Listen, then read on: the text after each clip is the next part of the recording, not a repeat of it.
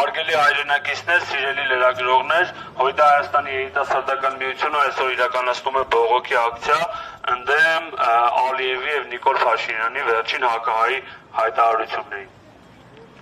Գործող իշխանությունների կողմից Հայաստանի հասարակությանը մատուցվող կեղծ խաղաղության համաձայնագիրը իրականում պարտադրված կապիտուլյացիայի հասարակ օրինակ է։ Մեր համար Ադրբեջանի նպատակները միշտ եղել են հստակ եւ ակներև։ Ոչ թե խաղաղություն, այլ Հայաստանի ենթարկեցում ադրբեջանական շահերի, ոչ թե փոխադարձ հարգանք, այլ զավթում, ոչ թե ագրեսիվ հռետորաբանությունից եւ ատելության տարածումից հրաժարում, այլ սեփական թեզերի առաջխաղացում գործող իշխանությունների օգնությամբ։ Նորություն չէ, Բաքուն ձգտում է ոչ թե հարցերի լուծման, այլ Հայաստանի ինքնիշխանության սահմանափակման։ Սյունիքի Միջանցքի պահանջը, տարածքային հավակնությունները եւ պատմական խեղաթյուրումները վկայում են այդ մասին։ Սևանա լճի սեփականացման քարոզչական գործընթացը, որը սկսել է Ադրբեջանի նախագահը եւ որին ջանք չխնայելով աջակցում են ադրբեջանական շահերի պաշտպանները Ռուբեն Ռուբինյանը, Նիկոլ Փաշինյանը, Ալեն Սիմոնյանը եւ այլ պետականագործան գործիչներ, երևի չգիտեն, որ հայ ժողովուրդն ունի պատմական հիշողություն, գոյություն ունեն քարտեզներ, պատմական փաստեր, որտեղ ամրագրված են հայկական տարածքները, պատմական ժառանգությունն ու հայկական ինքնությունը։ Ալիևի հայտարարությունը քարոզչական հնարք է, որը նպատակ ունի նորմալացնել պատմական փաստերի կեղծումը։ Եվ չենք զարմանում մի օր էլ, որ լսենք 874 թվականին Ադրբեջանի ժողովուրդն է կառուցել Սևանի թերակղզու երկու եկեղեցիները, առաքելական սուրբ եկեղեցիները, երբ անգամ գոյություն չունեին որպես ժողովուրդ, ուր մնաց որպես պետություն լինեին։ Այս համատեքստում է, որ հասկանալի է դառնում հայ առաքելական սուրբ եկեղեցու հանդեպ իրականացող վերջին բռնաճնշումները։ Հնար ունենային գուցե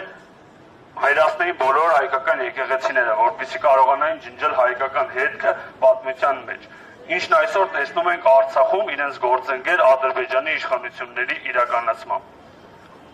Ադրբեջանը չի ճանաչում Հայաստանի ներկայիս սահմանները, խաղաղության հիմքերից մեկը միմյանց տարածքային ամբողջականության ճանաչումն է, սակայն Բաքուն հայտարարում է, թե Հայաստանի տարածքները արևմտյան Ադրբեջան են, այսպիսով հերթական անգամ ապացուցելով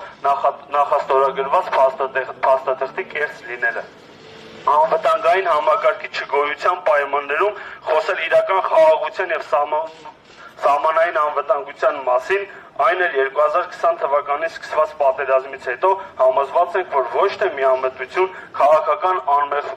անմեղսունակություն մասին է, այլ հստակ դավաճանության։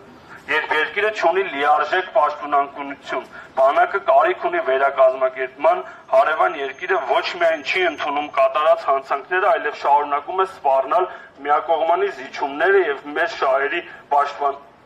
պաշտպանությունից հրաժարումը վերածվում է թշնամական շահերի սպասարկման, ոչ թե իրական խաղաղության։ Այսօր Հայաստանի Հանրապետության իշխանությունները պարծենում են սահմանների ապաշրջափակմամբ, սակայն դա պարզապես Ադրբեջանին միջանցք տրամադրելու փաթեթավորումն է։ Հպարտությամբ հայտարարում են, որ Հայաստանի համար նոր դռներ են բացում։ Այնիշ միակ դուռը, որ բացել են, Թուրանի համար նախատեսված դուռն է։ Ադրբեջանին Նախիջևանի հետ անխոչնդոտ կապի դուռն է, դրա դիմաց չստանալով շոշափելի ոչինչ։ Հաստատված խաղաղության պայմաններում Բաքուն դատվում, խոշտանգում եւ պահում են տասնյակ գերիներ եւ դեռ պահանջներ են դրվում այլ անձանց արտահանձնելու մասին։ Ինչ խոսք, նման խաղաղության մասին կերազեր յուրաքանչյուր հզոր պետություն։ Քպական խաղաղության պայմաններում մայրաքաղաք Երևանի չափ մի ամբողջ Հայաստանի Հանրապետության սուվերեն տարածքում ապօրինի կերպով գտնվում է ադրբեջանական զորք։ Երազանքի խաղաղության պայմաններում Ադրբեջանի նախագահը շարունակում է Երևանն անվանել Երևան, Հայաստանն անվանել